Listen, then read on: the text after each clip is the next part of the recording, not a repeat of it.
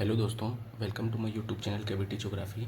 आज हम पढ़ने जा रहे हैं आज के टॉपिक में जो पॉलिटिकल ज्योग्राफी का एक टॉपिक है वो हम पढ़ने जा रहे हैं हार्टलैंड थ्योरी। ठीक है, हार्टलैंड थ्योरी जो किसने दी थी? मैकिंडर ने दी थी। मैकिंडर की हार्टलैंड थ्योरी, जिसको अपन हृदय स्थल सिद्धांत के नाम से भी जानते हैं। ठीक है, हृदय स्थल सिद्धांत के नाम से अपन इसको जानते हैं। ठीक है, अब सबसे पहले अपन देखा जाता है कि एक चीज़, हाँ, मैकिंडर का पूरा नाम कभी कभार एग्जाम में पूछ लिया जाता है, क्योंकि अपन अधिकतर इसको जो याद करते हैं वो सिर्फ मैकिंडर के हिसाब से याद कर लेते हैं। इसका पूरा नाम है हालफोर्ड जॉन मैकिंडर। ठीक है, इसका ये पूरा नाम ध्यान रखना, क्योंकि एग्जाम के अंदर ऐसा क्वेश्चन दे दिया जाता है कि मैकिंडर का हार्टलैंड थ्योरी के अंदर जो मैकिंडर था उसका पूरा क्या नाम था। ठीक है, तो अपने को पूरा नाम याद रखना है, हालफोर्ड जॉन मैकिंडर। ठीक है, तो इसका ये पूरा नाम हो गया। अब अपन देखते हैं इसके अंदर कि इसकी जो मेन बुक्स थी वो कौन सी थी। सबसे पहले अपन हार्टलैंड थ्योरी जो पढ़ेंगे ना, ये थ्योरी पढ़ने से पहले देखना,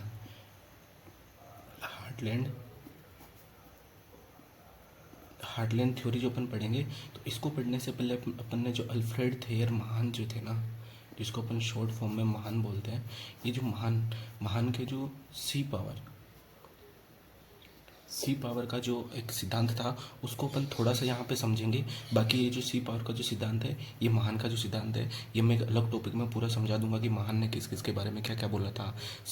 अपने क्या नाम है, पनामा नहर बनाने के बारे में भी महान ने ही सजेस्ट किया था, जिसके बाद में पनामा नहर है जो बनाई गई थी। ठीक है, सी पावर। तो अपन सबसे पहले देखते हैं कि हार्टलैंड जो है उस सिद्धांत के अंदर इसकी मैकिंडर की 4 पुस्तकें आती हैं। ठीक है, तो ये 4 पुस्तकें बहुत ही ज़्यादा इंपॉर्टेंट है। ये पुस्तकें हमेशा एग्जाम में पूछी जाती है, तो आप इनको चारों पुस्तकों को याद करना पड़ेगा आपको। एक पहली पुस्तक का नाम है, देखो मैं आपको सन बता देता हूँ, 1902 के अंदर इसकी पहली पुस्तक आती है। ठीक है, फिर 1904 के अंदर इसकी दूसरी पुस्तक आती है, और 1919 के अंदर ये वापस संशोधन करता है, अमेंडमेंट करता है अपनी बुक के अंदर। फिर लास्ट की बुक आती है 1943 के अंदर। तो ये चारों ही बुकें बहुत ज़्यादा इंपॉर्टेंट है, ये आपको याद रखनी पड़ेगी। ठीक है, और इसको याद करने के लिए मैं आपको जैसे जैसे मैकिंडर की थ्योरी जो पूरी कंप्लीट होगी वैसे वैसे चारों ही बुक आपको याद हो जाएगी। सबसे पहले तो अपन देखते हैं कि जो मैकिंडर था वो कहाँ का निवासी था, कहाँ का ज्योग्राफर था। अपन देखते हैं कि ये ब्रिटेन का ज्योग्राफर था। ठीक है, ब्रिटेन का ज्योग्राफर था, अपन ये चीज़ समझ लेते हैं। ठीक है, और दूसरा अपन देखते हैं कि ब्रिटेन का ज्योग्राफर था तो इसकी पहली पुस्तक कौन सी थी? ब्रिटेन एंड ब्रिटिश सी। ठीक है, तो इसकी पहली पुस्तक कौन सी थी? ब्रिटेन एंड ब्रिटिश सी, जो कि 1902 के अंदर आई थी। ठीक है, ये जो मैकिंडर की थ्योरी ना, इसका पूरा का पूरा मैं आपको पीडीएफ फॉर्मेट आपको प्रोवाइड करवा दूंगा वीडियो के लास्ट में, जिससे आप अपने नोट्स तैयार कर सकते हो। ठीक है, पहली बुक ये थी, और 1904 के अंदर जो दूसरी बुक आती है उसका नाम था ज्योग्राफिकल पिवट ऑफ हिस्ट्री। ठीक है, ये 1904 के अंदर आती है, ज्योग्राफिकल पिवट ऑफ हिस्ट्री।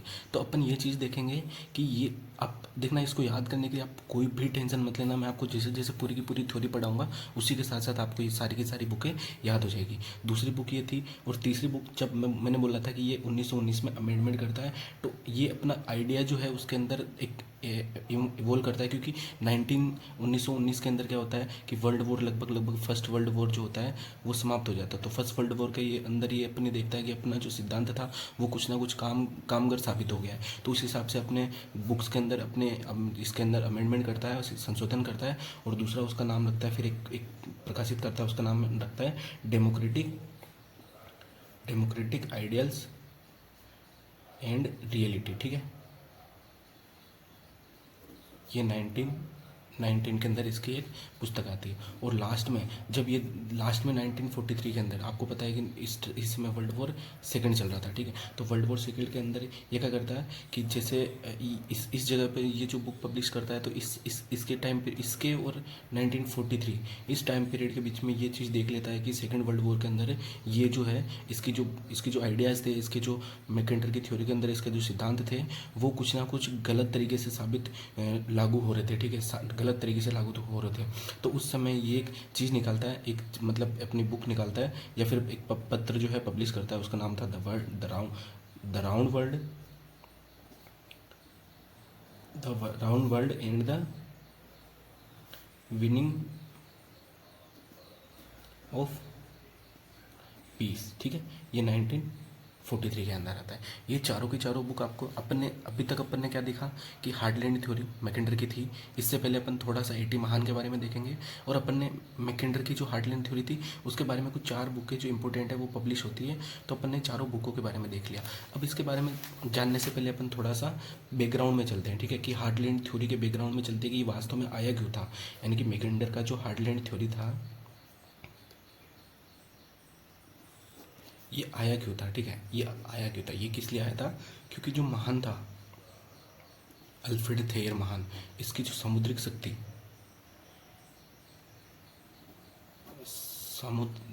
का जो सिद्धांत था, सी पावर का सिद्धांत, वो कुछ ना कुछ तरीके से ये इसने, जैसे एटी महान ने क्या बताया था, मैं आपको अभी कुछ ना कुछ मतलब वो एटी महान के जो शब्द थे वो मैं समझा देता हूँ कि एटी महान ने ये बोला था कि सी पावर को सबसे ज़्यादा एटी महान ने मतलब महत्व दिया था कि जिस भी कंट्री के पास में सी पावर होगी। अच्छा, अपन ये चीज़ देख लेते कि एटी महान कहाँ का था। एटी महान था अपने, जैसे एग्जाम्पल के तौर पे देख लो यूएसए है, तो एटी महान का कहाँ का था, यूएसए का था, ठीक है। अब देखना यूएसए इतना बड़ा स्थलखंड है, बहुत बड़ा स्थलखंड है, बहुत बड़ा भूभाग है। एटी महान यहाँ का जोग्राफर होने के बावजूद ये क्या बोलता है कि समुद्र शक्ति जो है, समुद्र शक्ति जिस देश के पास होगी वो सबसे ज़्यादा क्या होगा, पावरफुल होगा, सबसे ज़्यादा पावरफुल होगा। तो ये किसके बारे में बोलता है, ये ब्रिटेन के बारे में बोलता है, ठीक है, ब्रिटेन के बारे में बोलता है कि ब्रिटेन जैसे एक आइलैंड की तरह है, तो ब्रिटेन का जो जोग्राफिकल कंडीशन है वो चारों तरफ से पानी से घिरा हुआ है, उसकी नेवल पावर बहुत अच्छी है। जैसे इस समय 1900 के दशक में, जैसे 1850 से लेके 1900 के दशक में ब्रिटेन जो है बहुत ज़्यादा पावरफुल हो रहा था। उस समय इसमें इंडस्ट्रियल रेवोल्यूशन चल रहा था, और यहाँ के जो भी मतलब राजा महाराजा शासक थे यहाँ पे, वो क्या कर रहे थे कि नई नई टेरिटरी खोजने के लिए या फिर दूसरे कंट्रीज़ के में अपने उपनिवेश बनाने के लिए, औपनिवेशिक शासन करने के लिए यहाँ का जो ब्रिटेन का जो रूल था ये बहुत ही ज़्यादा पीक पे था उस टाइम, ठीक है। तो महान जो है ये चीज़ बताता है कि जिसके पास समुद्री शक्ति होगी वही विश्व का जो है सबसे शक्तिशाली देश होगा, ठीक है। और इसने ब्रिटेन की जो है भौगोलिक अवस्थिति है ना, उसके बारे में भी अपने विचार प्रकट किए थे। और तीसरा, जैसे अपन महान की 4 बातें देखते हैं। पहला तो क्या बोलता है कि जिसके पास सी पावर होगी वो सबसे ज़्यादा पावरफुल होगा, ठीक है। दूसरा इसने क्या बोला, ब्रिटेन की भौगोलिक अवस्थिति के बारे में बताया कि ब्रिटेन जिस जगह अवस्थित है वो जगह बहुत ही अच्छी है उसके डेवलप के लिए, उस देश को पावरफुल बनने के लिए। तीसरा इसने बनाया कि जो पनामा कैनाल है, पनामा नहर, यानी कि जो 2 देशों के बीच में, यानी कि उस 2 महासागरों को, यानी कि अटलांटिक महासागर और पैसिफिक महासागर को जोड़ने वाली जो पनामा कैनाल है उसके बनाने का सुझाव देके, अगर ये पनामा कैनाल बन जाएगी और इस जगह पर अगर किसका शासन हो जाएगा तो वो भी अपने आप को पावरफुल बना सकता है, ठीक है। क्योंकि लोगों को पूरा का पूरा साउथ अमेरिका घूम के आना पड़ता था उस टाइम, तो पनामा कैनाल बन जाने से सारे के सारे लोग यहाँ से जाना शुरू करेंगे, ठीक है। तो इस समय में जो एटी जो महान था वो अपने समुद्र सी पावर का जो सिद्धांत था उस हिसाब से देखें तो ये अपने समुद्र वाले सिद्धांत में जो लोगों को बताया था कि ब्रिटेन की भौगोलिक स्थिति ऐसी है और ब्रिटेन जो है क्या नाम है उसका उसकी मतलब जो अवस्थिति देखी जाती है ब्रिटेन की, उसमें अपन ये चीज़ देखते हैं कि उसमें अपन ये चीज़ देखते हैं कि समुद्रिक शक्ति ही विश्व प्रभुत्व का आधार बनेगी, ठीक है। यानी कि जिसके पास सी पावर होगी, जिसके पास नेवल पावर सबसे बड़ी होगी, वही जो है पूरी विश्व पे राज करेगा। ये चीज़ एटी महान ने कही थी, ठीक है। उस हिसाब से अपन देखें कि मैकेंडर ने कैसे एटी महान का जो वो उसका विचार था उसको कैसे गलत साबित किया। वास्तव में जहाँ पर महान रुके थे, मतलब जिस सिद्धांत पे आकर महान रुके थे, एटी महान यानी कि सी पावर के बारे में उसने बताया था, तो जहाँ पे महान रुके थे वहीं से मैकेंडर ने प्रारंभ किया, ठीक है। वहीं से मैकेंडर ने अपना सिद्धांत प्रारंभ किया और महान के जो निष्कर्ष थे, इसके जो सी पावर की जो थ्योरी थी, influence of sea power upon history, इसकी एक बुक भी आती है, ठीक है। तो इसकी जो सी पावर की जो पूरे के पूरे निष्कर्ष निकल के आते हैं उसमें अपनी असहमति प्रकट कर ली इसने मैकेंडर ने क्या बोल रहा था कि महान जो बोल रहा है किसी चीज़ के बारे में कि जिसके पास सी पावर होगी वो सबसे ज़्यादा पावरफुल होगा, लेकिन मैकेंडर इस बात से असहमत था, ठीक है। क्योंकि यूरोप के अंदर भी कुछ ऐसे कंट्रीज थे जिनके पास सी पावर ना होने के बावजूद भी वो अपने आप को पावरफुल साबित कर रहे थे, ठीक है। तो इसके बाद में मैकेंडर जो आता है, मैकेंडर की अपन ने 4 बुक देखी थी। पहली कौन सी देखी थी? ब्रिटेन एंड ब्रिटिश, जो 1902 में आती है। 1904 में कौन सी बुक आती है इसकी? Geographical pivot area of history. और 1919 में इसमें संशोधन करता है और क्या लिखता है? डेमोक्रेटिक आइडियाज़ एंड रियलिटी, ठीक है। और 1943 के अंदर, 1943 के अंदर क्या करता है? The round world winning of the peace, ये चीज़ लिखता है, ठीक है। अब अपन इसकी मान्यता देखते हैं, ठीक है, कि इसकी मान्यता क्या क्या थी। अपन ने इसकी बुक देख ली। सबसे पहले क्या करना है? इसका पूरा नाम क्या था, इसकी चारों बुक कौन सी थी, इसका जो सिद्धांत आया था, मतलब इसका जो सिद्धांत का एवोल्यूशन हुआ था वो महान के थॉट से हुआ था। यानी कि ये महान के थॉट पे असहमति प्रकट करता है कि नहीं, जो आप जो बता रहे हो वो चीज़ गलत है। इस तरीके से कोई भी, मतलब सी पावर के हिसाब से कोई भी जो है विश्व का मतलब जो भी है देश पावरफुल कंट्री नहीं बन सकता है। तो इसकी मान्यता, सबसे पहली मान्यता मैं बताता हूँ इसकी, कि इतिहास की भौगोलिक व्याख्या करता है। ये सबसे बड़ी इसकी मान्यता, ठीक ठीक है। इतिहास की भौगोलिक व्याख्या करता है। क्या करता है? इसका सिद्धांत कौन सा था? हृदय स्थल सिद्धांत। हृदय स्थल सिद्धांत जो है, इसके अंदर ये जो है मैकेंडर जो है इतिहास की भौगोलिक व्याख्या करता है। इतिहास की भौगोलिक व्याख्या कैसे करता है? सबसे बड़ा जो इसकी मान्यता है, सबसे बेस्ट इसकी मान्यता मैं कहूँ तो इसकी यही थी कि ये इतिहास की भौगोलिक व्याख्या करता है। कैसे करता है मैं आपको बताता हूँ। जो एरिया इसने बताया था पिवट एरिया, यानी कि जिस एरिया के बारे में इसने बताया था कि ये एरिया, मैं आपको बता देता हूँ, जैसे मैप के अंदर मैं आपको बताता हूँ कि किस एरिया के बारे में इसने बताया था। मैंने एक मैप बना रखा है। ये मैप आप जानते होंगे, ये वर्ल्ड मैप है, ठीक है। वर्ल्ड मैप मतलब यूरेशिया का मैप है ये। तो इस चीज़ को आप देखो और समझने की कोशिश करो कि ये जैसे अफ्रीका कॉन्टिनेंट है, यहाँ पर ये पूरा का पूरा वेस्टर्न यूरोप है, ये वेस्टर्न यूरोप है, ठीक है। ये अफ्रीका है और ये अपना इंडिया है। ये मैप आप जानते होंगे, ठीक है। ये अपना इधर ऑस्ट्रेलिया जाता है और ये पूरा का पूरा ईस्टर्न यूरोप है और ठीक है, ये कैस्पियन सागर है, ठीक है, ये कैस्पियन सी है। तो अपन देखते हैं कि कैसे मैकेंडर ने जो बोला था कि इतिहास की भौगोलिक व्याख्या करता है, इसकी ये मान्यता है ना, इसको मैं समझाने की कोशिश करता हूँ, ठीक है। यहाँ पे क्या आ रहा है अपना? यूराल पर्वत। यहाँ पे क्या है? यूराल माउंटेन, ठीक है। यहाँ पे यूराल माउंटेन है। इस जगह पे क्या है? कैस्पियन सागर है, ठीक है। तो यहाँ से ये जो अंदर जाता है ना, मतलब अंदर जाने का सिर्फ एक ही रास्ता है यहाँ पे। यहाँ आप देखोगे कि बहुत बड़ा दलदल है, जहाँ पे मतलब ये जो 3 कंट्री है, ये बाल्टिक सी है।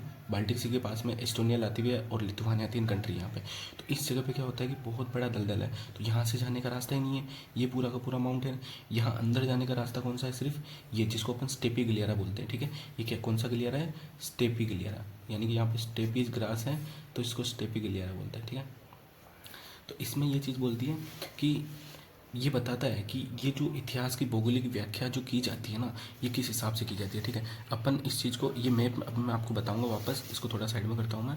अपन जो मैकेंडर का जो सिद्धांत पढ़ेंगे ना, वो 3 चरणों में पढ़ेंगे। 3 चरणों में कैसे पढ़ेंगे कि एक तो अपन ने देखा था उसकी 1902 वाली बुक तो अपन ने देखी थी, लेकिन एक दूसरी अपन देखेंगे 1904 में मैकेंडर के विचार, ठीक है। मैकेंडर के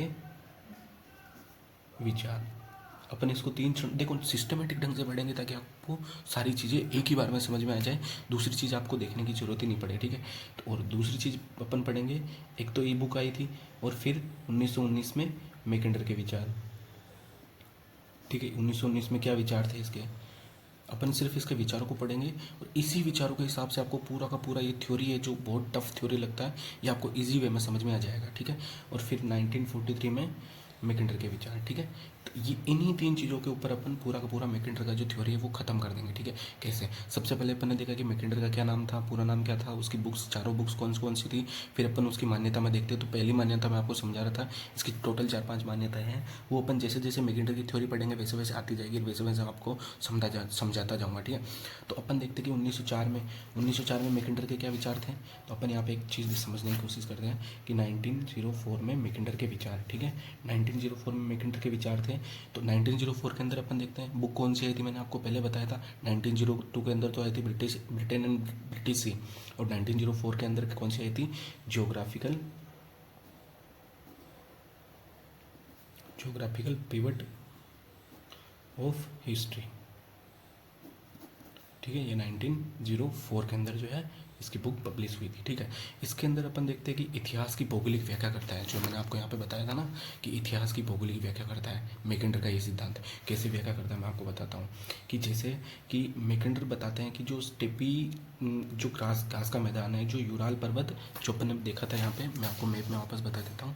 यानी कि ये जो स्टेपी घास का मैदान है, यहाँ पे स्टेपी घास का मैदान अपन जानते हैं, स्टेपी घास का मैदान, तो यह यूराल पर्वत और कैस्पियन सागर के बीच में स्थित है स्टेपी घास का मैदान। अपन इसको एक संकरा गलियारा, यानी कि अंदर जाने का, इधर से अंदर जाने का सिर्फ यही रास्ता है, ठीक है।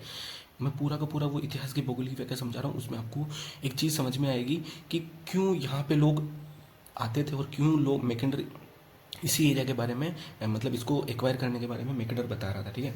तो ये स्टेपी गलियारा है, यहाँ से आप जानते हो हूण, कजाक और कालमुख हो गया, मंगोल हो गया, यानी कि मंगोल के जो आक्रांता थे ना, मतलब जितने भी आक्रांता आए थे ना, जितने भी जो क्रूर मतलब लूटने वाले चोर डाकू डकैत कजाक हुमांस, जैसे कुछ कुछ मैं आपको यहाँ पे लिख के बता देता हूँ कि कौन कौन यहाँ पे आए थे। जैसे हूण आए थे, ठीक है, कजाक आए थे, कुमांस आए थे, और कौन कौन से हो सकते, कालमुख होते, ये कुछ ना कुछ ये ऐसी ट्राइब्स है ना जो इस जगह पे रहती थी, इस जगह पे रहती थी, ठीक है, इस जगह पे रहती थी। तो ये यहाँ पे अपने को सेफ मानते थे। क्यों सेफ मानते थे? क्योंकि देखो नीचे कैस्पियन सागर है, ठीक है, इधर से यूराल पर्वत है, इधर से ये यहाँ पे बेकाल लेक है, ठीक है, यहाँ पे ये आमूर नदी आ रही है, ठीक है, ये आमूर नदी चाइना और यूरोप की, चाइना और क्या नाम है इसकी, रशिया की बाउंड्री बनाते हुए आमूर नदी जाती है।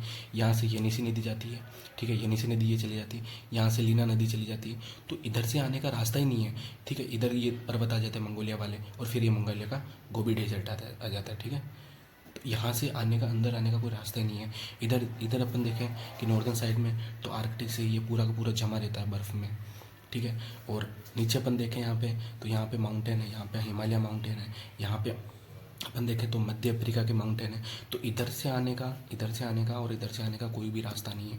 रास्ता बचा तो सिर्फ ये बचा जिसको अपन स्टेपी गलियारा बोलते हैं। यहाँ पे यूराल पर्वत है तो इसको पार करके आ ही नहीं सकते हैं, और दूसरा यहाँ पे कैस्पियन सागर है। तो इस जगह को ये बहुत ज़्यादा सेफ मानते थे। जो भी ट्राइब्स होते थे, जैसे ये अटैक करने वाले होते थे, तो ये बहुत ज़्यादा सेफ मानते थे, ठीक है। तो अपन देखते हैं कि इसका जो एरिया है ना पूरा, इसका एरिया कैसा है। अपन देखते हैं कि इन स्थानों पर इन्होंने जो अपना बसेरा डालते थे, ये इसलिए डालते थे क्योंकि जैसे अपन देखते हैं ना इतिहास की भौगोलिक व्याख्या पढ़ रहे हैं अपन, तो जो आक्रांता होते थे ये इस स्थान पर अपना डेरा डालते थे। क्यों डालते थे? क्योंकि पूर्व के अंदर नदियाँ थी, येनिसी नदी, लीना नदी, आमू नदी, तो इससे ये इधर कोई भी लोग इन पे अटैक करने के लिए आ नहीं सकते थे। दूसरा, दक्षिण में जो मध्य एशिया के पर्वत है वो थे, और उत्तर में अपन देखते हैं कि आर्टिक सागर ये चीज़ थी। यानी कि पहली चीज़ तो अपन ने क्या देखी, पूर्व में ये नदियाँ जो नहीं आने देती थी। दूसरा, अपन दक्षिण में पर्वत थे, एशिया के पर्वत ये नहीं आने देते थे। तीसरी बात कौन सी थी? तीसरी बात ये थी कि उत्तर के अंदर जो है आर्कटिक सागर बर्फ़ से जमा होता था, तो यहाँ से कोई भी नहीं आ सकता था। पश्चिम के अंदर यूराल माउंटेन और कैस्पियन सागर था। यहाँ पे मैंने बताया कि दलदल भूमि थी, तो इस तरफ से भी लोग इन पर अटैक नहीं कर सकते थे, ठीक है।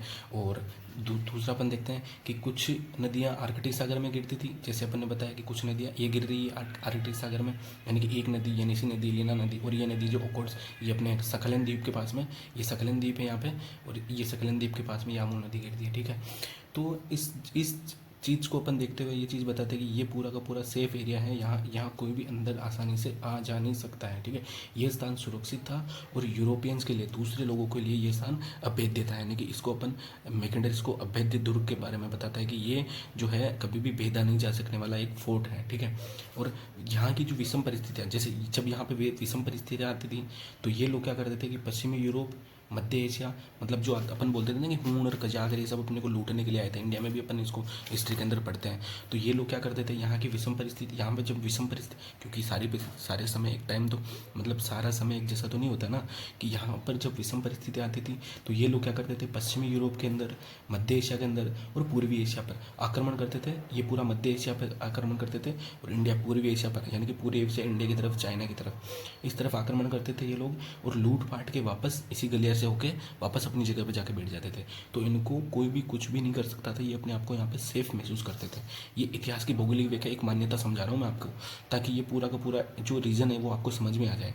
दूसरा, ये इसी जगह पे जाके क्यों बैठते थे, अपने दिमाग में एक चीज़ आती है। अपन देखते हैं कि ये जो लूटने आते थे, हूण, कजाक, कुमांस, कालमुख, ये जो ट्राइब्स वाले लूटने आते थे, अपन ने बोला था कि पश्चिमी यूरोप, मध्य एशिया और पूर्वी एशिया के अंदर ये जो लूटने आते थे, तो ये यहाँ पर ही क्यों रहते थे। पहला तो ये एक पूरा का पूरा अभेद्य दुर्ग था जो चारों तरफ से किसी ना किसी चीज़ से घिरा हुआ था। दूसरा, ये किस पे आते थे लूटने के लिए, एक तो घोड़े पे आते थे, ठीक है, दूसरा ऊँट पे आते थे। घोड़े और ऊँट को लेके आते थे ये लोग लूटने के लिए। तो घोड़े और ऊँट के लिए खाने का चारा भी यहाँ पे उपलब्ध है। कौन सा चारा है, स्टेपी, जिसको अपन देखते हैं कि जो स्टेपी घास का मैदान है अभी भी अपने यूक्रेन वगैरह ये सब चीज़ें हैं, तो यहाँ का धान का कटोरा कहा जाता है, ठीक है, यूक्रेन को। तो यहाँ पे जो स्टेपी घास का मैदान है ये बहुत ही ज़्यादा उपजाऊ है और कृषि के लिए बहुत ही ज़्यादा अच्छा है। तो यहाँ की जो घास होती थी वो ऊँट और अश्वों के लिए बहुत ही ज़्यादा सुगम्य थी और खाने लायक थी, बहुत अच्छी थी। पानी की व्यवस्था भी यहाँ पे थी। तो इस वजह से ये लोग यहाँ पे अपने आप को सेफ महसूस करते थे। अब अपन देखते हैं कि यूरोप में इसके अंदर जो ये जो एरिया है, इसके अंदर मैकिंडर ने एक पिवट एरिया के बारे में बताया कि पिवट एरिया कौन सा है, ठीक है। एक चीज़ आपको समझ में आई कि इतिहास की भौगोलिक व्याख्या कैसे करी, इतिहास की भौगोलिक व्याख्या, ये चीज़ समझ में आई नहीं है कि कैसे कैसे यहाँ पे मतलब ट्राइब्स रहती थी, चारों तरफ से घिरा हुआ था, मतलब कोई भी यहाँ पे इन पे अटैक करने के लिए ये अपने आप को सेफ महसूस करते थे। यहाँ के घोड़ों और ऊँटों के लिए भी यहाँ पे खाने के लिए जो स्टेपी घास का मैदान था वो भी अच्छा था, ये लोग इन पे अटैक करते थे। ये एक चीज़ समझ में आई नहीं है, ठीक है। इस चीज़ को समझने के बाद में अपन देखते हैं इसकी मान्यता, एक मान्यता अपन ने इसकी समझ ली। दूसरा अपन देखते हैं कि दूसरा ये बोलता है कि भूमि एवं जल शक्तियों के मध्य संघर्ष है। यहाँ पे भूमि, पहले तो ये भूमि, ठीक है, ये पूरा का पूरा भूमि है। दूसरा ये जो जल शक्ति है, जैसे यहाँ पे ब्रिटेन है, ठीक है, ये ब्रिटेन है। और दूसरा जितने भी जो मतलब यहाँ पे उत्तरी अमेरिका है, दक्षिण अमेरिका, तो ये जितने भी जो मतलब समुद्री शक्ति वाले जो देश हैं वो उनके मध्य और जो स्थल खंड है उन देशों के मध्य एक संघर्ष के बारे में बताता है। भूमि शक्ति जल शक्ति से श्रेष्ठ है, ये भी बात ये बोलता है कि भूमि शक्ति जो है वो जल से शक्ति से श्रेष्ठ है। कैसे, क्योंकि जल शक्ति वाले देश पे तो कहीं से भी कोई भी आके अटैक कर सकता है, लेकिन भूमि शक्ति वाले पे जहाँ पे आने जाने का जल मार्ग, जैसे किसी के पास में, जैसे अपन ब्रिटेन का एग्जांपल देखते हैं, तो ब्रिटेन के पास क्या है, नेवल पावर अच्छी है। अब नेवल पावर अच्छी है तो इधर से नेवल पावर आ ही नहीं सकती, क्योंकि फ्रीज है पूरा का पूरा, ये पार करके आ ही नहीं सकती, इधर से आ ही नहीं सकती। तो मतलब ये पूरा का पूरा अपन सेफेस्ट मानते हैं। तो ये मैकेंड्री कहता है कि भूमि शक्ति जल शक्ति से श्रेष्ठ है और एक अवस्थिति ही एक संसाधन है, अवस्थिति ही संसाधन है, ये सबसे बड़ा पॉइंट है। अवस्थिति ही संसाधन है, ठीक है। अवस्थिति यानी कि जैसे ये इसकी अवस्थिति, जैसे यहाँ पे ये जो पिवट एरिया इसने बताया है, पिवट एरिया ये अवस्थिति एक प्रकार का संसाधन है। कैसे, क्योंकि इस जगह पे कोई अटैक नहीं कर सकता ना, इसको कोई लूट नहीं सकता है। भविष्य में समुद्री शक्तियों की अपेक्षा स्थल शक्ति सबसे अधिक निर्णायक होगी, ये बात मैकेंडर बोल चुका है। ये मैकेंडर बात अपनी बुक्स के अंदर बोलता है कि भविष्य के अंदर जो समुद्री शक्ति है उनकी अपेक्षा मतलब स्थल शक्ति अधिक निर्णायक होगी। जबकि जब अपन इस सिद्धांत को खत्म करेंगे तो अपने को पता चलता है कि मैकेंडर ने जो बोला था वो बिल्कुल ही गलत था। सारे के सारे लोग इसी सिद्धांत के पीछे पागल हो रहे थे। लेकिन जब अपना स्पाइकमैन का जो रिमलैंड थ्योरी आता है उसके बाद में ये पूरा का पूरा खारिज कर दिया जाता है, ठीक है। ये इसकी मान्यता थी। अपन ने 2-4 मान्यता इसकी देखी कि सबसे पहले तो ये चीज़ समझ में आई नहीं है, ये चीज़ सबसे इंपॉर्टेंट है। अगर ये चीज़ समझ में आ गई तो पूरा का पूरा हार्डलैंड थ्योरी का सिद्धांत ही पूरा समझ में आ जाता है, ठीक है। अपन इसके बारे में अपन देखते हैं कि जैसे अपन ने ये चीज़ देखी कि इसकी मान्यता देख ली, इसकी चारों बुक्स देख ली। अब अपन देखते हैं कि जो मैकेंडर जो था ना, मैकेंडर था, तो मैकेंडर क्या करता है, मैकेंडर एक चीज़ करता है, इस पिवट एरिया के बारे में बताता है। अपन पहला पढ़ रहे हैं उसका 1904 में मैकेंडर के विचार, ठीक है। 1904 में मैकेंडर के विचार देख रहे हैं अपन। तो पहला चीज़ अपन ने देख लिया कि इतिहास की भौगोलिक व्याख्या करता है। दूसरा अपन देखते हैं पिवट एरिया। पिवट एरिया इसने किसको बोला, ठीक है। पिवट एरिया की अवस्थिति बताता हूँ मैं। पिवट एरिया यही एरिया है जो चारों तरफ से घिरा हुआ। मैंने आपको एक ही चीज़ में मैंने बोला ना कि अगर ये इतिहास की भौगोलिक व्याख्या समझ में आ गया ना आपको, तो आपको आगे मतलब ये बिल्कुल ईजी लगेगा पूरा का पूरा सिद्धांत। अब पिवट एरिया के बारे में अपन बोलते हैं। जैसे पिवट एरिया के बारे में एग्जाम में क्वेश्चन भी आते हैं कि किस जगह को, किस एरिया को मैकेंडर ने अपने सिद्धांत के अंदर पिवट एरिया बताया है, ठीक है। तो अपन क्या देखते हैं कि जो पिवट एरिया है इसको धुरी क्षेत्र बोलते हैं हिंदी में ना। पिवट एरिया पश्चिम में यूराल पर्वत और कैस्पियन सागर, उत्तर में आर्कटिक सागर, दक्षिण में मध्य एशिया के पर्वत, पूर्व में नदियाँ और जंगल, इधर जंगल है, ठीक है। और ये नदियाँ तीनों आमूर नदी, लीना नदी, यनिश नदी, यहाँ पे बेकाल है, ठीक है। तो इन चारों चीज़ों से घिरा हुआ एरिया पिवट एरिया है। ये अपन ने इतिहास के भौगोलिक हम पहले ही पढ़ लिया था। अब ये पिवट एरिया के अंदर और बता रहा है, ठीक है, इसकी अवस्थिति बता दी। चारों तरफ से घिरे इस क्षेत्र को ही पिवट एरिया कहते हैं। यानी कि यूराल पर्वत, आर्कटिक सागर, पश्चिम में यूराल पर्वत, उत्तर में आर्कटिक सागर, पूर्व में येनिसी, लीना और आमू नदियों तथा जंगल से घिरे हुए, और दक्षिण के अंदर जो है एशिया के जो है पर्वत उनसे घिरा हुआ एक एरिया है, उसको अपन पिवट एरिया, उसको अपन धुरी क्षेत्र या पिवट एरिया बोलते हैं, ठीक है।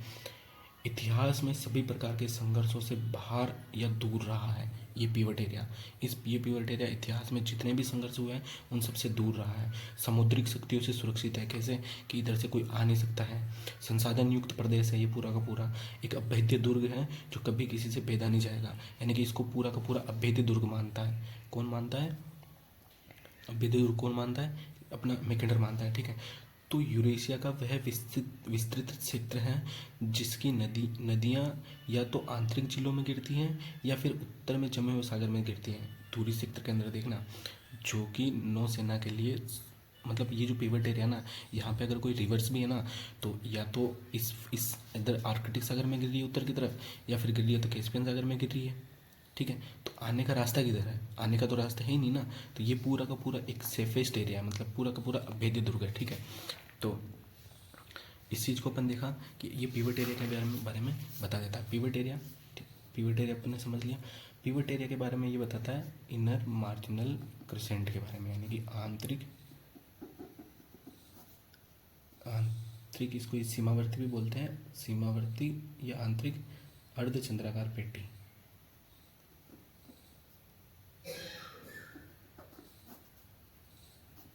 जिसको अपन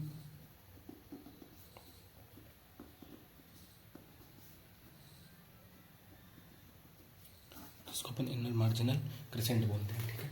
इनर मार्जिनल क्रिसेंट में जो है ये अपने को क्या बोलता है कि इनर मार्जिनल क्रिसेंट के बारे में अपने को समझाता है कि इसकी अपन स्थिति देख लेते हैं। जैसे अपन ने पिवट एरिया की कंडीशन देखी कि पिवट एरिया कहाँ स्थित है। पिवट एरिया इस तरफ, इससे ये चार एरिया अपन देखें कि यहाँ पे पिवट एरिया स्थित है। तो मैकेंडर के अनुसार जो पिवट एरिया है ना, देखना इनर मार्जिनल क्रिसेंट क्या होता है, क्रिसेंट क्या होता है? अर्धचंद्राकार। तो जो पिवट एरिया है मैकेंडर के अनुसार, मैकेंडर क्या बोलता है कि पिवट एरिया के पश्चिम में, दक्षिण में तथा पूर्व में, देखिए ये पिवट एरिया मैं आपको इसमें बताता हूँ, देखना ये पूरा पिवट एरिया है। तो पिवट एरिया के पश्चिम में, दक्षिण में तथा पूर्व में किनारे पर एक विशाल अर्धचंद्राकार पेटी है, उसको अपन इनर मार्जिनल क्रिसेंट कहते हैं। यानी कि पश्चिम में देखना ये पिवट एरिया के बारे में, ये पश्चिम में, दक्षिण में और पूर्व में ये जो एरिया है, ये पूरा जो एरिया है इसको अपन क्या बोलते हैं? इनर मार्जिनल क्रिसेंट, यानी कि अर्धचंद्राकार पेटी। इस जगह को इसने क्या बोला? अर्धचंद्राकार पेटी। इसमें ब्रिटेन को छोड़ा जाता है और जापान को छोड़ा जाता है, ठीक है। इसमें ब्रिटेन और जापान को सम्मिलित नहीं किया जाता, जबकि ये यूरेशिया का ही भाग है। क्यों नहीं किया जाता? क्योंकि ये समुद्र से अलग है, ये इसके भाग नहीं है, ये भौतिक रूप से अलग है। बल्कि ये राजनीतिक रूप से तो यूरेशिया के अंदर आते हैं, लेकिन ये भौतिक रूप से अलग है, इसलिए इनको जो है इसका इनर मार्जिनल क्रिसेंट का भाग नहीं समझा जाता है। थोड़ा सा इसमें इस अफ्रीका के ऊपरी भाग को भी सम्मिलित किया जाता है, ये ध्यान रखना बस, ठीक है। और अब अपन इसको देखें तो इनर मार्जिनल क्रिसेंट कहाँ से कहाँ तक फैला हुआ है? ये स्कैंडिनेविया है, ये स्कैंडिनेवियन आइलैंड है। तो स्कैंडिनेविया से लेके मंचूरिया तक ये पूरा का पूरा जो एरिया है इसको इनर मार्जिनल क्रिसेंट कहा जाता है, ठीक है। ये चीज़ अपन ने देख ली। और यहाँ इनर मार्जिनल क्रिसेंट के देखना, इसकी जो अवस्थिति है वो देखना। यहाँ की नदियाँ वर्ष भर खुले महासागरों में गिरती हैं, ठीक है। तो यहाँ अगर कोई नदी है, ये इस तरह की यहाँ की, जैसे कोई यहाँ पे अपन देखते हैं कि जर्मनी के अंदर यहाँ पे कौन सी नदी बहती है? राइन नदी, जो इस महासागर में गिरती है। यहाँ की कुछ नदियाँ हैं, हमूर्द नदी, सीर दरिया नदी, ये भी यहाँ पे गिरती। आमू दरिया और सिर दरिया, ठीक है। यहाँ की कुछ नदियाँ हैं, सिंधु नदी ये इधर गिरती है, ब्रह्मपुत्र नदी, इरावती नदी, साल्विन नदी, ये सारी जो नदियाँ हैं ये मतलब खुले महासागरों में गिरती है। ये जो आमू नदी आ रही है ये भी खुले सागर में गिरती है। चाइना के अंदर बहुत सारी नदियाँ हैं जो खुले महासागरों में गिर रही है। तो ये चीज़ बोलता है कि इस इनर मार्जिनल क्रिसेंट ज़्यादा इंपॉर्टेंट नहीं है। क्यों इंपॉर्टेंट नहीं है? इस पिवट एरिया से ज़्यादा इंपॉर्टेंट ये नहीं है, इसलिए नहीं है क्योंकि यहाँ पे तो सारी की सारी नदियाँ, एक नदी इसमें गिरती है, एक नदी अंदर, ये आंतरिक नदियाँ हैं, ये भी बाहर गिर रही है लेकिन ये जम जाती है ना इधर जाके, उत्तर में जाके। तो ये ज़्यादा इम्पोर्टेंट है इसके बजाय।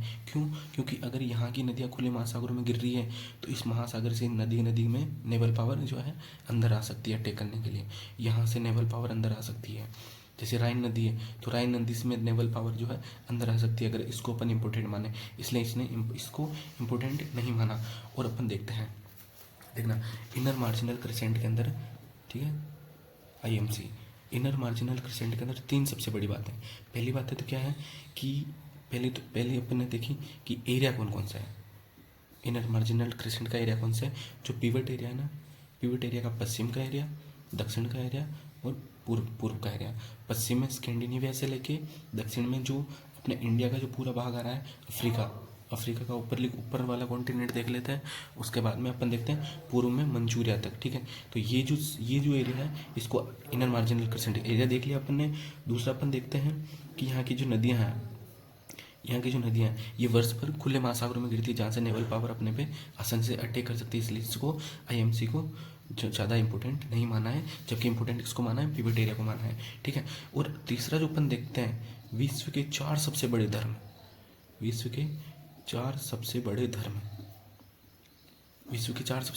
कौन कौन से हैं अपन देखते हैं। एक तो है बौद्ध प्लस हिंदू, दूसरा है इस्लाम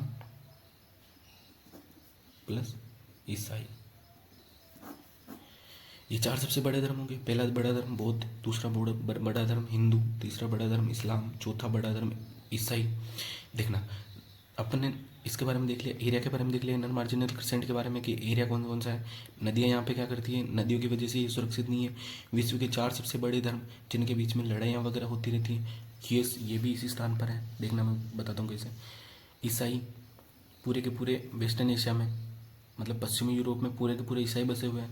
अपन मध्य एशिया में आते हैं, यहाँ पे कौन है? इस्लाम है। यहाँ पे कौन है? हिंदू है। पूरे चाइना के अंदर कौन है? बौद्ध है।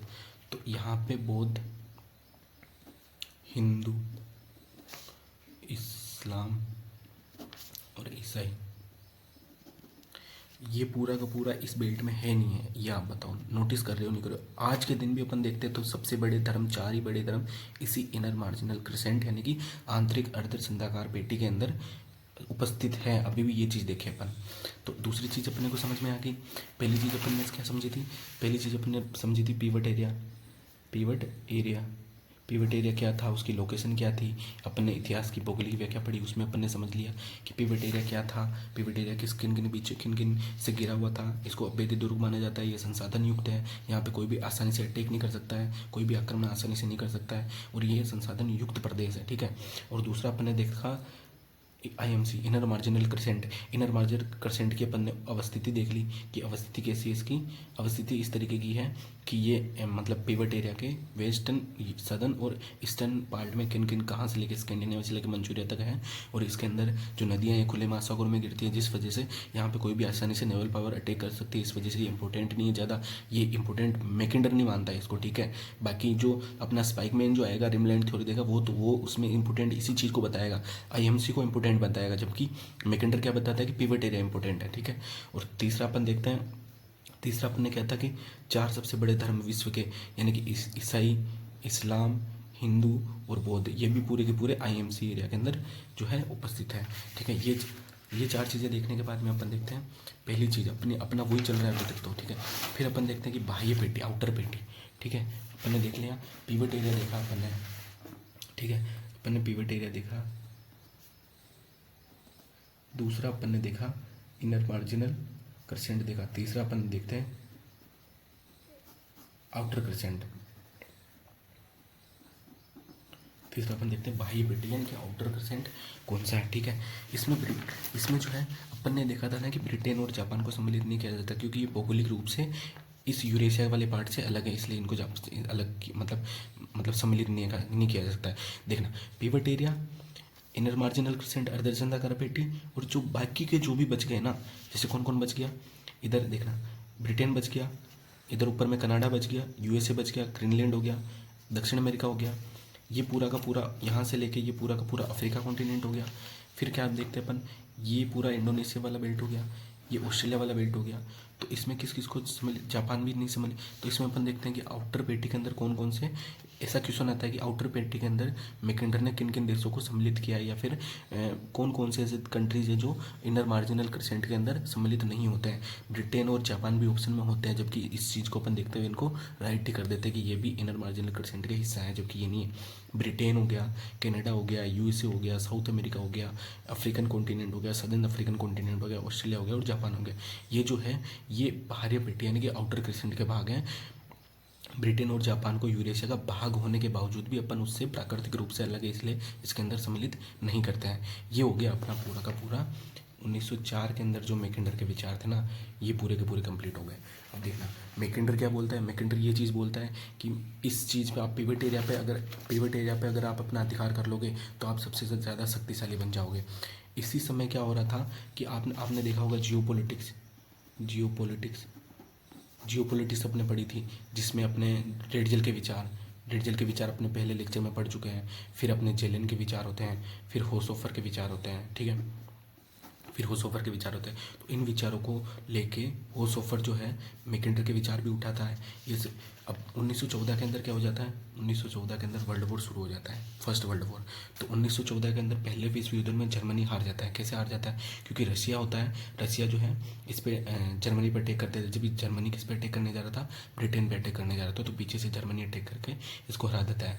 रेडजेल, झेलन और मैकेंडर, जैसे रेडजेल, झेलन और होसोफर थे ना, ये जियोपॉलिटिक्स के विचार, बहुत ही ज़्यादा जियोपॉलिटिक्स के विचार उत्पन्न कर देते हैं। जिसमें जो मैकेंडर का जो 1904 का जो विचार है पिवट एरिया, तो होसोफर जो हिटलर को उस समय प्रथम विश्व युद्ध में कौन था, मतलब हिटलर को ये बोलता है, मतलब प्रथम विश्व युद्ध में ये चीज़ बोलता है कि अपन अगर इस पिवट एरिया पे अधिकार करेंगे तो मतलब अपन पूरे के पूरे विश्व विजेता बन सकते हैं और पूरे विश्व पे अपन एक छत्र शासन कर सकते हैं, ठीक है।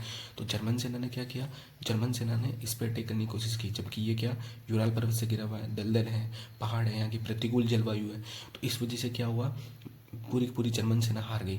तो इस चीज़ को देखते हुए मैकेंडर बहुत ही ज़्यादा खुश हो जाता है, और मैकेंडर ये चीज़ बोलता है कि नहीं, मेरा जो सिद्धांत था वो पूरा का पूरा एकदम कंप्लीट और सही बताया मैंने।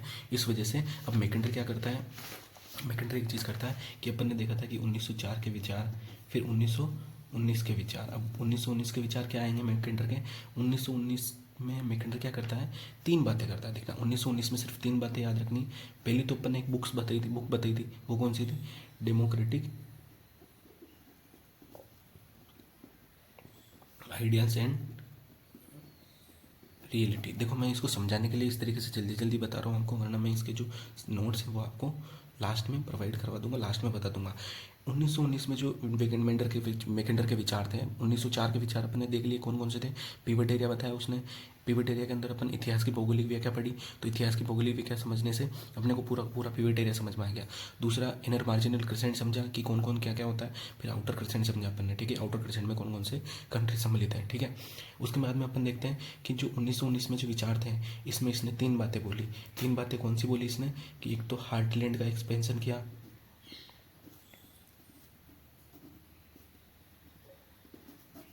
हार्टलैंड का एक्सपेंशन किया। दूसरा क्या बोला इसने, वर्ड आइलैंड के बारे में बताया, वर्ड आइलैंड के बारे में बताया। तीसरा ये चीज़ बताई इसने कि जो इस यूरोप के अंदर जो प्रवेश करने का जो रास्ता है ना, हार्टलैंड के अंदर, मतलब जो अपने हार्टलैंड देखा था, इसके अंदर प्रवेश करने का रास्ता बताया उसने, यानी कि गलियारा बताया।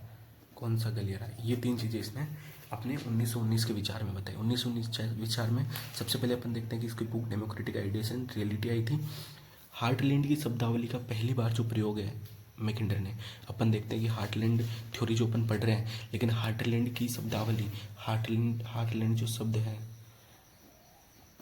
ये जो वर्ड है हार्टलैंड शब्द, इसका जो पहला मतलब इसने प्रयोग किया ना, ये कब किया, 1919 में किया। ये बात मुख्य है, इसमें ध्यान रखना कि हार्टलैंड शब्दावली का प्रयोग सर्वप्रथम मैकिंडर ने 1919 के विचार में, यानी कि किस बुक में किया, डेमोक्रेटिक आइडियाज एंड रियलिटी, इस बुक में हार्टलैंड, पहले क्या वर्ड यूज कर रहा था, पिवोट एरिया, पिवोट एरिया दूरी सेक्टर, पहले ये शब्द यूज कर रहा था, लेकिन हार्टलैंड कब किया यूज, 1919 में, डेमोक्रेटिक आइडियंस एंड रियलिटी वाले अपने इस बुक्स के अंदर, ठीक है। पिवट एरिया का एक्सपेंशन बताया इसने, मैंने क्या बोला कि इसमें 3 चीज़ें बताएगा, एक्सपेंशन ऑफ पिवट एरिया, यहाँ पे अपन इसको हार्टलैंड नहीं बोल के पहले पिवट एरिया बोलते हैं, ठीक है। तो पिवट एरिया का एक्सपेंशन बताया, एक्सपेंशन बता के उसने क्या बताया कि ये जो पिवट एरिया का एक्सपेंशन है ये हार्टलैंड है, ठीक है। जो नया रीजन बनेगा ना ये हार्टलैंड है। हार्टलैंड नया रीजन कैसे बन रहा है देखना, पिवट एरिया का ये तो बहुत ज़्यादा ऐसे हो गया, मैं आपको इसी में समझा देता हूँ, चलो ठीक है, इसी में समझा देता हूँ कि इसने ना मतलब जो अपन ने देखा कि ये यूराल पर्वत से पहले इधर नहीं था, ठीक है। पिवट एरिया जो था यूराल पर्वत से इधर नहीं था, अपन ने कहाँ कहाँ देखा इसको, इस एरिया के अंदर पिवट एरिया को देखा। तो इस पिवट एरिया का जो एक्सपेंशन किया इसने, इसको हार्टलैंड बोला इसने, ठीक है। तो एक्सपेंशन कौन सा था, एक्सपेंशन ये था कि 3 चीज़ें तो इस जगह पे, पहला बाल्टिक सी, बाल्टिक सागर, ठीक है। तो पहला कौन सा हो गया, बाल्टिक सी, ऊपर से नीचे तक देखना, जैसे आपको ये मैप तो पता ना, ये माइंड में तो ना, ये माइंड में ऐसे बताऊंगा मैं, ठीक है। इसने जो एक्सपेंशन किया ना इधर, इधर, ये इधर, ये इधर एक्सपेंशन किया, तो मैं आपको इस तरीके से बताऊंगा पूरे पूरे एक चक्र के अंदर ना। तो आप इसी पेटी के अंदर आप देखना कि कैसे पिवट एरिया को ये हार्टलैंड शब्द का नाम दे, मतलब हार्टलैंड नाम देता है। पहला क्या हो गया, बाल्टिक सी हो गया, ठीक है, बाल्टिक सी की आप लोकेशन जानते हो, ठीक है। दूसरा क्या हो गया, डेन्यूब रिवर आती है और ये वोल्गा रिवर आती है, किस में गिरती है, कैस्पियन सागर में, ठीक है। तो ये वोल्गा रिवर और ये डेन्यूब रिवर, एक चीज़, 2, 3। फिर यहाँ पे इसने बताया कि एशिया माइनर, ठीक है, एशिया माइनर हो गया, ये पूरा का पूरा कौन सा हो गया, ब्लैक सी हो गया, ठीक है, ब्लैक सी हो गया। ब्लैक सी के बाद में ये कौन सा हो गया, ये यहाँ पे प्रशिया हो गया, ठीक है, प्रशिया, मतलब इस इन चीज़ों को इसने इसके अंदर सम्मिलित किया। पहला क्या हो गया, Baltic Sea, Volga River, Danube River, Asia Minor, Baltic Sea, Prussia. और फिर आता है अपना जो ये यहाँ पे कौन सा चीज़ है, मतलब अपन जो देखते हैं कि एशिया माइनर, बाल्टिक सी और प्रशिया, ये चीज़ होगी। फिर अपन देखते हैं कि ये जो है मतलब तिब्बत लेके, तिब्बत, मंगोलिया और आर्मेनिया, आर्मेनिया, तिब्बत और मंगोलिया, यानी कि पूरा का पूरा इस बेल्ट में ये इसको कर रहा है, नहीं कर रहा है, अर्धचंद्राकार पेटी में। ये 9 की 9 चीज़ें आपको याद रखनी चाहिए, याद रखनी पड़ेगी कि पिवट एरिया के एक्सपेंशन में, पिवट एरिया के एक्सपेंशन में मैकेंडर ने जो है किन किन एरिया को जो है सम्मिलित किया था। तो पहला अपन देखते हैं कि बाल्टिक सी को सम्मिलित किया था, बाल्टिक सी को, फिर वोल्गा रिवर, वोल्गा रिवर, फिर आती है डेन्यूब रिवर, फिर आती है आर्मेनिया, फिर आता है ब्लैक सी, ठीक है, ब्लैक सी, फिर आता है प्रशिया, फिर आता है प्रशिया अपना, ठीक है, प्रशिया आता है। उसके बाद में क्या आता है कि अपना जो तिब्बत वाला एरिया आ जाता है, तिब्बत वाला एरिया आ जाता है। फिर आता है अपना मंगोलिया, ठीक है, मंगोलिया आ गया, एशिया माइनर, आर्मेनिया हो गया, एशिया माइनर हो गया, ठीक है। तो 1, 2, 3, 4, 5, 6, 7, 8 और एशिया माइनर, यहाँ पे आर्मेनिया ना, ठीक है। तो ये 9 चीज़ों को इसके अंदर पिवट एरिया के अंदर ये सम्मिलित करता है। पिवट एरिया को एक्सपेंशन, पिवट एरिया का एक्सपेंशन करता है, इसका विस्तार करता है। तो इसका विस्तरित क्षेत्र ही क्या कहलाता है, हार्टलैंड कहलाता है। ये इसने इसको क्या नाम दिया, हार्टलैंड नाम दिया, ठीक है। हार्टलैंड नाम आ जाने के बाद में अपन क्या देखते हैं, हार्टलैंड तो नाम आ गया, ठीक है। अपन 1919 के विचार देख रहे हैं ना इसके, तो पहला नाम क्या आ गया इसका, हार्टलैंड नाम है। हार्टलैंड नाम कैसे आया, हार्टलैंड नाम कैसे आया, पिवट एरिया जो था उसका एक्सपेंशन किया, उसमें 9 एरिया को और जोड़ा, तब जाके हार्टलैंड नाम आ गया। दूसरा अपन ने देखा कि वर्ल्ड आइलैंड नाम दिया इसने, वर्ल्ड आइलैंड यानी कि विश्व द्वीप की संकल्पना, विश्व द्वीप की संकल्पना, विश्व द्वीप की जो है संकल्पना इसने प्रस्तुत करी। अब देखना विश्व द्वीप, इसने विश्व द्वीप जो बोला इसने किस किस को बोला, यूरोफ्रेशिया, ठीक है, यूरोफ्रेशिया को इसने विश्व द्वीप बोला। यूरोफ्रेशिया मतलब यूरोप, अफ्रीका और एशिया, यानी कि यूरोप, अफ्रीका और एशिया, इन तीनों कॉन्टिनेंट को मिला के इसने क्या बोला, वर्ल्ड आइलैंड। इन तीनों चीज़ों को मिला के इसने वर्ल्ड आइलैंड बोला। यानी कि इनर मार्जिनल क्रिसेंट में सहारा के दक्षिण वाला भाग अपन देखते हैं ना, इनर मार्जिनल क्रिसेंट जो था इसमें सहारा डेजर्ट का दक्षिण वाला भाग यानी कि समस्त अफ्रीकन कॉन्टिनेंट को शामिल कर लिया, मतलब यूरेशिया बोला ना इसने। तो एक तो देखना यूरेशिया ना अपन देखते कि इनर मार्जिनल क्रिसेंट था, पिवट एरिया को एक्सपेंशन किया तो इसको क्या बोल दिया, हार्टलैंड बोल दिया, वर्ल्ड आइलैंड की संज्ञा दे दी।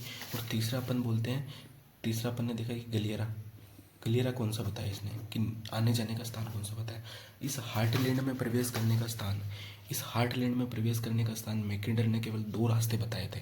उन्हीं 2 रास्तों से कोई भी अगर अटैक करेगा, कोई भी कंट्री अटैक करेगा रशिया के अंदर तो उन्हीं 2 रास्तों से करेगा। अपन इसका एग्जाम्पल भी अभी देख लेंगे। पहला तो हो गया बाल्टिक सी, देखना पहले तो कहाँ पे था, स्टेपिज वाला गलियरा था। पहले जब पीवट एरिया था तब तो स्टेपिज वाला गलियरा था, लेकिन पीवट एरिया का एक्सपेंशन के बाद में तो पूरा का पूरा हार्टलैंड आ गया ना, तो हार्टलैंड के अंदर इंटर होने का ये जो रास्ता ये तो पीवट एरिया के अंदर होने वाला इंटर होने वाला था। हार्टलैंड एरिया का इंटर होने वाला रास्ता कौन सा, एक तो बाल्टिक सी, यहाँ पे बाल्टिक सी है, ये बाल्टिक सी, एक तो बाल्टिक सी और दूसरा स्टेपी गलियारा। इन दोनों के अलावा आप इस एशिया के रशिया के अंदर कभी भी एंटर नहीं हो सकते हो।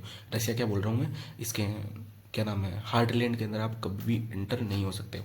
इस जगह पे इसने 1919 के विचार में मैकिंडर ने एक लाइन बोली थी कि जो पूर्वी यूरोप पर शासन करेगा, मतलब पूर्वी यूरोप किसने बोला इसको, पूर्वी यूरोप किसने बोला, देखना अब आप समझ रहे होंगे इसको बोला पूर्वी यूरोप, पूर्व तो इधर है ना, तो जबकि ये नहीं है, ये जो है पश्चिमी यूरोप इस जगह का, इस एरिया का पश्चिमी यूरोप, पूर्वी यूरोप।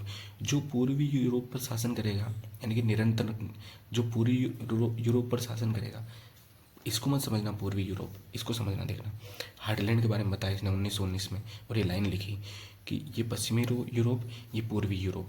पूर्वी यूरोप में क्या आ रहा है, बाल्टिक सी और गलियारा, कौन सा, स्टेपी गलियारा। यानी कि जो पूर्वी यूरोप पर शासन करेगा वह हार्टलैंड को नियंत्रित करेगा, इस हार्टलैंड को।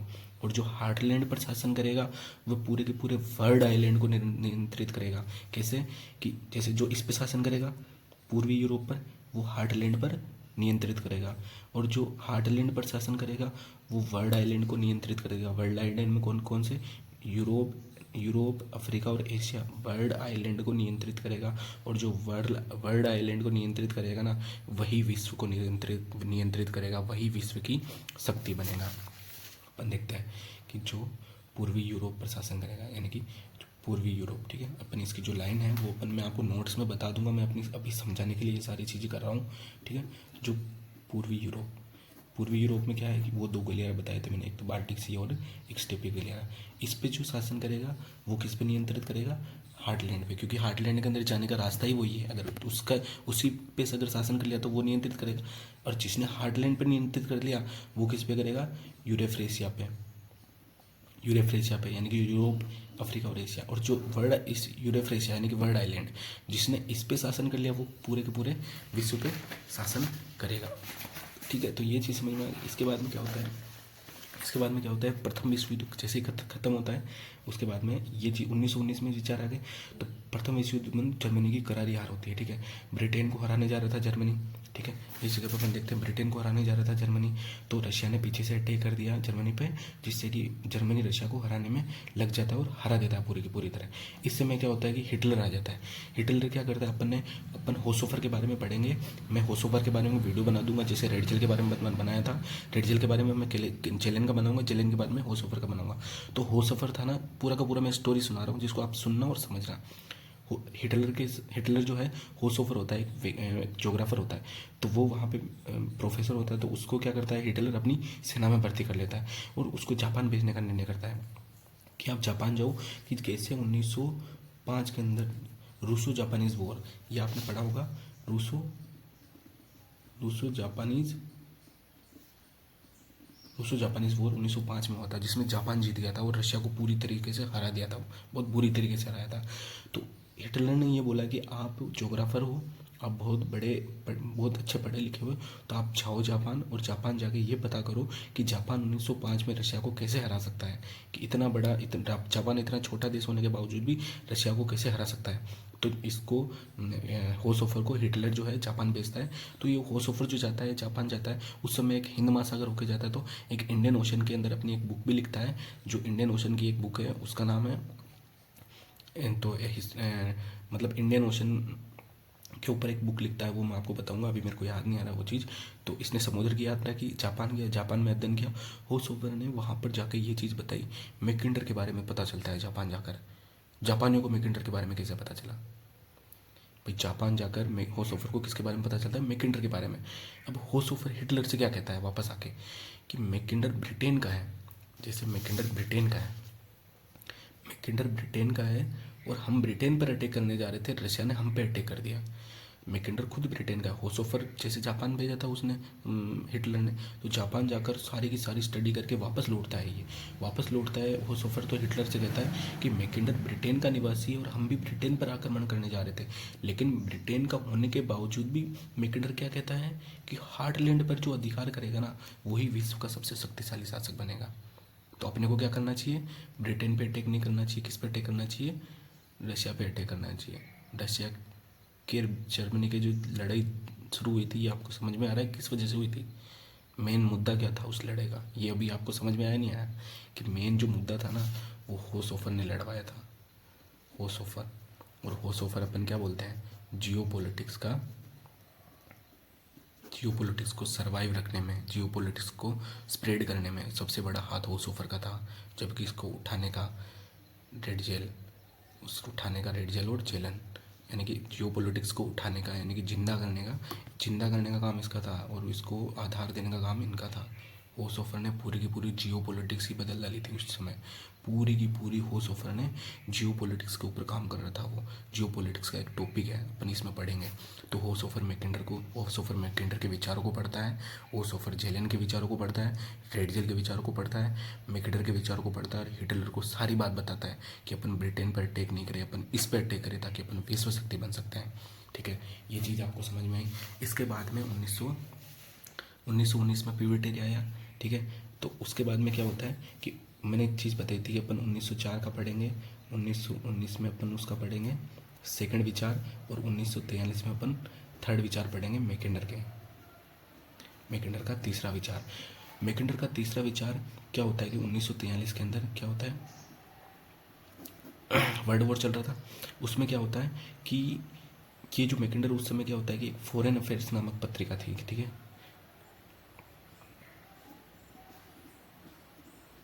फॉरेन अफेयर नामक पत्रिका में अपना एक जो पत्र है, एक शोध पत्र है, वो प्रस्तुत करता है। शोध पत्र का क्या नाम था? The round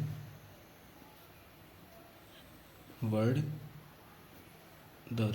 and the winning piece.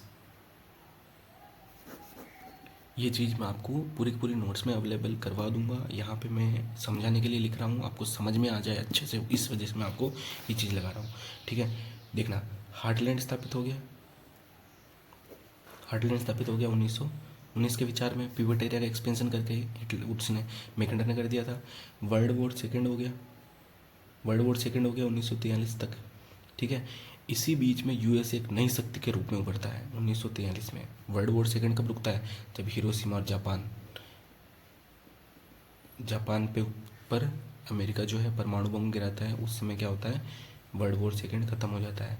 ठीक है, अपन क्या देखते हैं यहाँ पे कि यूएसए एक नई शक्ति के रूप में उभर रहा है, यानी कि मैकेंडर ने जो बताया ना, तो वो पावरफुल बन रहा है, और ना ही महान ने बताया वो पावरफुल बन रहा है। महान ने क्या बताया था? समुद्र शक्ति के बारे में कि समुद्र शक्ति पावरफुल होगी। मैकेंडर ने क्या बताया? स्थल शक्ति के बारे में कि स्थल शक्ति पावरफुल होगी। लेकिन यहाँ पे तो पावरफुल कौन हो गया? यूएसए हो गया। यूएसए के पास कौन सी पावर आ गई?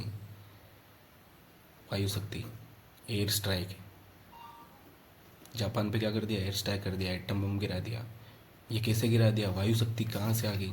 यही चीज़ अपन पढ़ेंगे कि एयर पावर का जो प्रिंसिपल है वो किसने दिया था।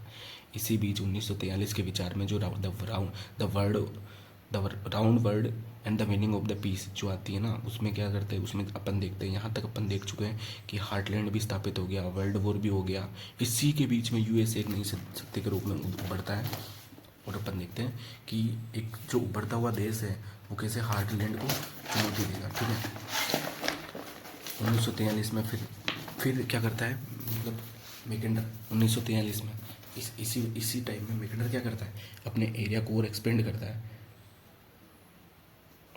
मतलब ये एक्सपेंशन में लगा हुआ है, सारी चीज़ को देख के, सारी चीज़ को छोड़ के एक्सपेंशन में लग गया।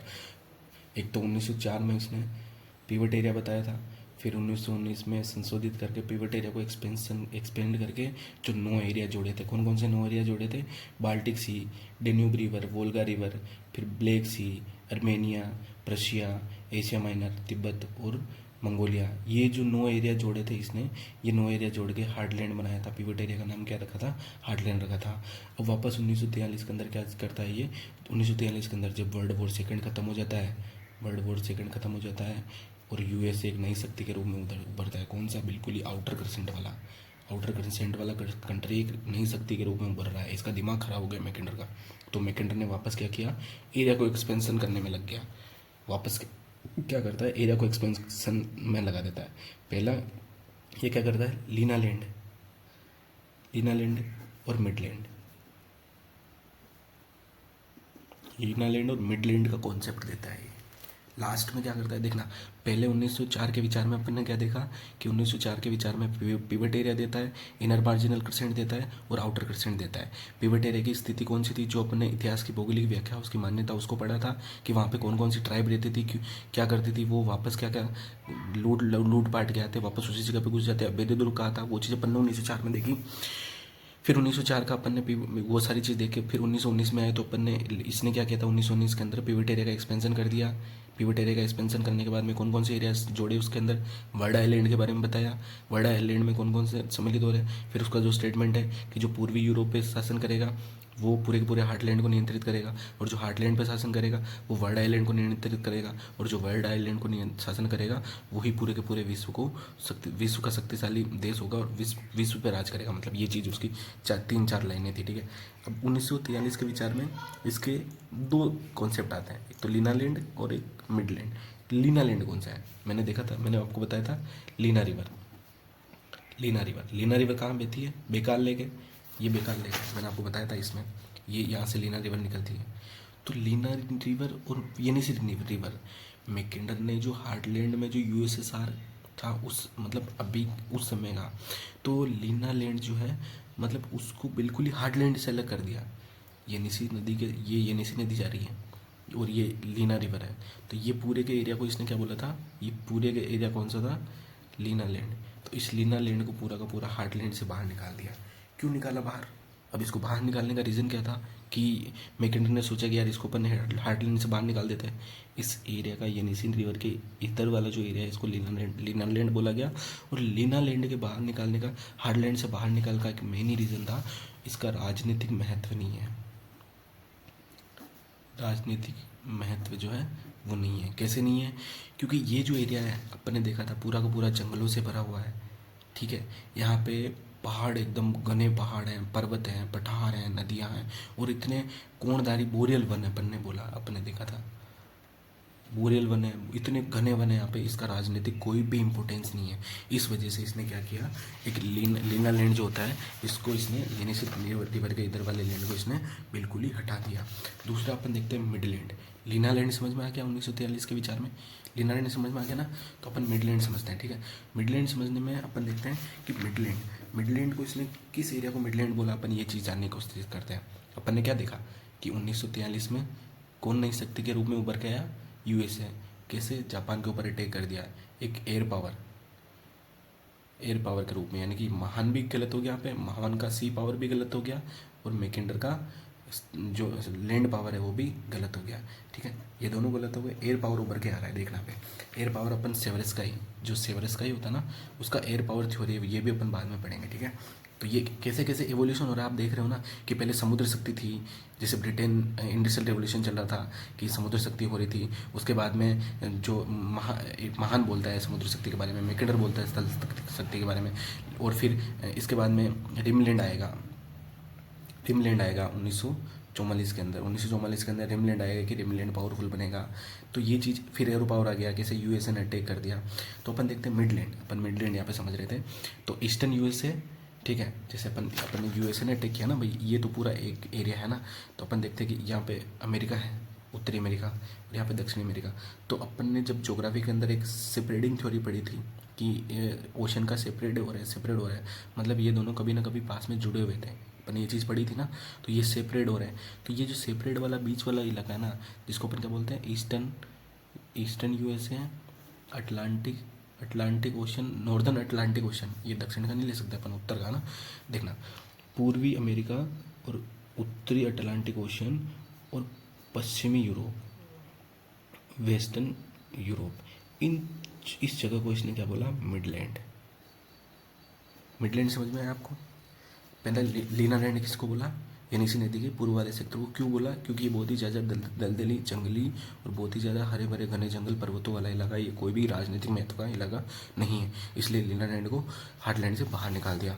दूसरा मिडलैंड क्या बोला कि ईस्टर्न यूएसए, पूरा का पूरा नॉर्दर्न अटलांटिक ओशन और पूरा का पूरा वेस्टर्न यूरोप, इन तीनों चीज़ों को मिलाकर इसने किसका नाम दिया, मिडलैंड का नाम दिया, जिसको अपन मिडलैंड बेसिन बोलते हैं। ठीक है, अब इसने इसका नाम क्यों दिया, इसको पावरफुल क्यों बताया इसने कि उससे ज़्यादा पावरफुल ये होगा, इसको क्यों बताया।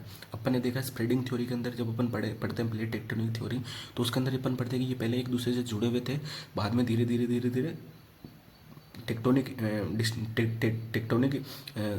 संचरण की वजह से जो सर्कुलेशन होता है अंदर, तो ये टेक्टोनिक प्लेटें जब एक दूसरे से दूर जा रही थी, तो ये दोनों के दोनों जो स्थल मास है, स्थल खंड, एक दूसरे से दूर हो गए, और बीच में जो है अभी भी आप यहाँ देखते हो तो मिड अटलांटिक रीज है, अटलांटिक रीज। ठीक है, अब अपन देखते हैं कि यूएसए की प्रजाति और इसकी प्रजाति, यूरोप की प्रजातियाँ दोनों सेम है। यहाँ के प्रवासी, यहाँ के जो प्रवासी, मूल प्रवासी, यूरोप के प्रवासी हैं, ये भी अपन जानते हैं।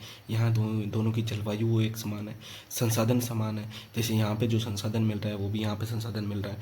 यहाँ पे कोयला है, तो यहाँ पे भी कोयला है, राइन रिवर आप देखते हो, ये कोयला की पूरी यहाँ पे बेल्ट है। ठीक है, और यहाँ की भाषा, संस्कृति, तकनीकी बिल्कुल समानता है। यहाँ पे व्यापार में भी घनिष्ठता है, व्यापार भी, क्योंकि यहाँ के जो यूरोपीय लोग अपन देखते हैं, एक थ्योरी आती है ट्रांसपोर्ट ज्योग्राफी के अंदर। ट्रांसपोर्ट ज्योग्राफी के अंदर एक थ्योरी आती है, वो थ्योरी पढ़ेंगे अपन इनके बारे में कि ये यहाँ का सेटलमेंट यहाँ कैसे हुआ, यहाँ दोनों लोगों के बीच में व्यापार कैसा चलता है, ये अपन ट्रांसपोर्ट ज्योग्राफी में जब पढ़ाऊँगा तब अपन वहाँ एक थ्योरी पढ़ेंगे, उसके अंदर ये आती है।